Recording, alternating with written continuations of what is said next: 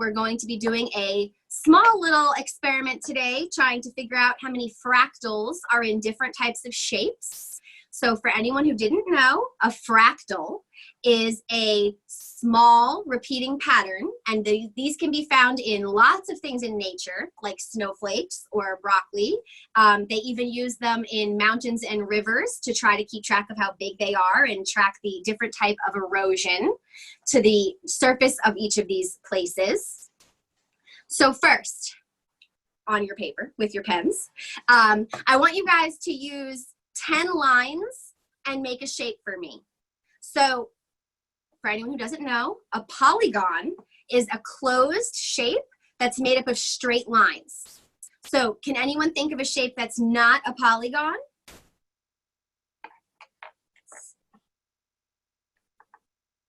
So for example, a shape that's not a polygon would be a circle, because a circle is just one continuous closed line.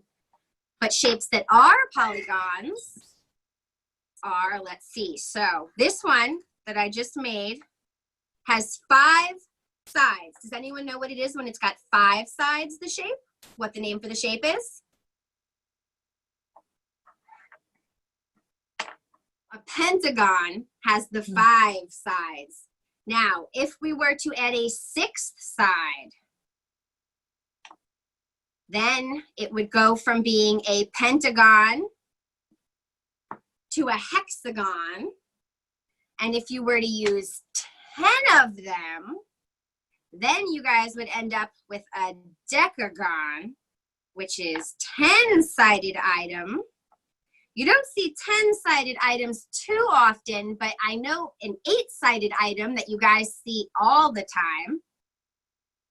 Anyone might know what that is, a stop sign. Stop signs are octagons. They have 8 sides. So that was just a fun little shape review. For fractals, though, we are going to start today with, I want you guys to start with making, we're going to use triangles for this, everyone. Triangles are just the easiest to work with. I'm using crayons for mine. You guys can draw lines on your paper. What we're going to do is we're going to start by using 9 lines or 9 crayons, and we're going to make a fractal. So for that, we are going to make 3 triangle shapes that are all interconnected by using that bottom line, and that is going to be level 1 of our fractal today. So one entire triangle is one big triangle, but if you look at it, each piece is a smaller triangle. Even the shape in the center forms a triangle. So you go from 1 triangle to technically 4 little triangles when you look at all the different pieces that make it up. Now, let's expand on that. If it takes 9 lines or 9 pieces to make 1 piece of this fractal, how many pieces do we think it would take to make 2 more fractals and add those on? You guys can draw them along. Just make sure you guys are keeping track of how many lines you're using. Let's see, we're going to make 2 more fractal shapes. Let's see. So if each group is 9, how many do we think we're going to end up with? You guys can chat, or if you want, you guys can unmute. I want you guys to be able to see them clearly. Does anyone have any guesses on how many pieces, 3 pieces of fractal would take up completely? How many little lines or crayons or sticks you would end up with if you did 3 sets? If 1 set is 9 pieces?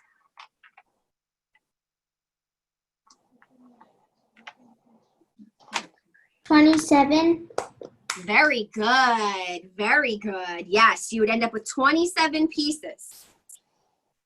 And in the center of each of these pieces, if we close it off, will be another triangle.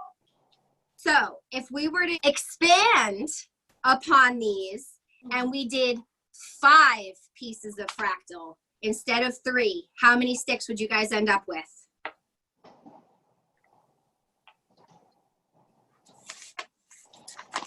34. Close. You're going to do 9 times 1, 2, 3, 4. It would be 9 times 5 total images. So 9 pieces for each. 45. Yes, you would have 45. Okay, and if you guys did 8, how many pieces would you end up with? So that would be 8 pieces for 9 different parts of fractal. 72. You would end up with 72 complete pieces of fractal if you had 8 shapes made of 9 pieces each.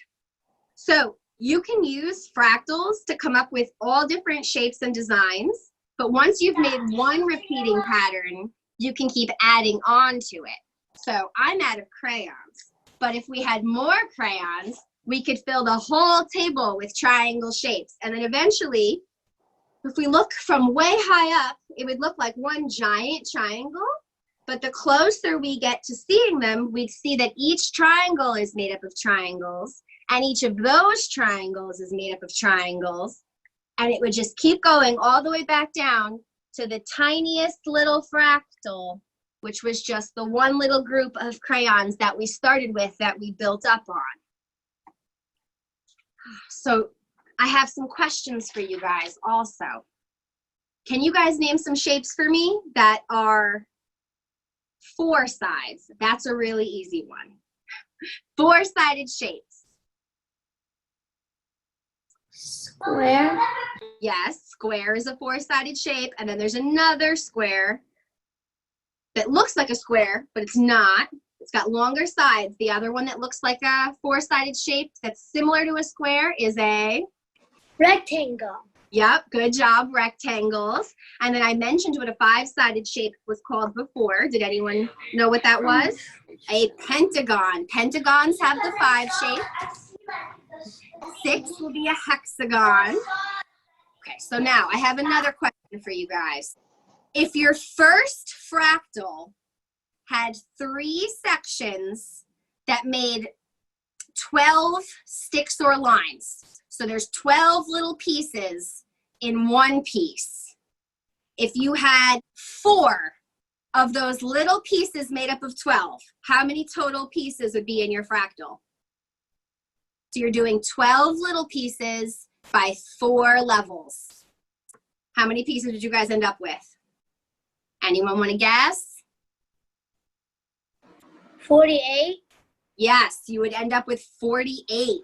Now using 12 again, if we did 8 levels, so you had 12 pieces in 8 levels, what number would you end up with? Give you guys a minute to work that math out. 96. You would end up with 96 total small pieces making up the big picture.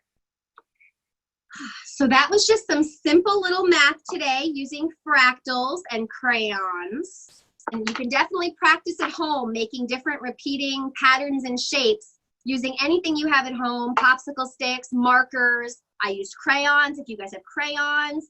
Even if you're just drawing the shapes, you can come up with some really interesting patterns that go on never ending. Well, that's going to be it for today, doing some simple math with fractals.